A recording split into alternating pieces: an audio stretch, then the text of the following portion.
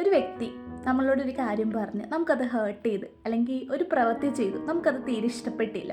നമ്മൾ ആ വ്യക്തിയോട് പറഞ്ഞു, എടോ എനിക്കത് ഇഷ്ടപ്പെട്ടില്ല താൻ ചെയ്തത് എന്ന് പറഞ്ഞു. ഓക്കെ, ആ വ്യക്തി പറഞ്ഞു, ഓടാ ഞാൻ ഇനി അത് ചെയ്യില്ല, ഞാൻ ശ്രദ്ധിച്ചോളാം എന്ന് പറഞ്ഞു. പിന്നീടും ആ വ്യക്തി നമ്മളെ ഹേർട്ട് ചെയ്യണ രീതിയിൽ പിന്നീടും പെരുമാറി.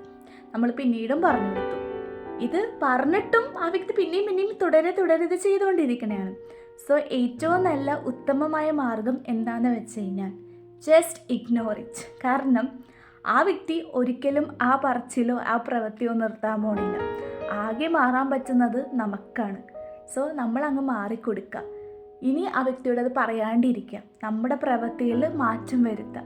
Just ignore. ആ വ്യക്തി അങ്ങനെ ചെയ്തുകൊണ്ടിരിക്കുമ്പോൾ ആ ജസ്റ്റ് ഒരു തമാശയായിട്ട് നമ്മൾ മനസ്സിലാക്കുക, ഒരിക്കലും ആ വ്യക്തി മാറാൻ പോണില്ല, അതങ്ങനെ തുടർന്നുകൊണ്ടിരിക്കും.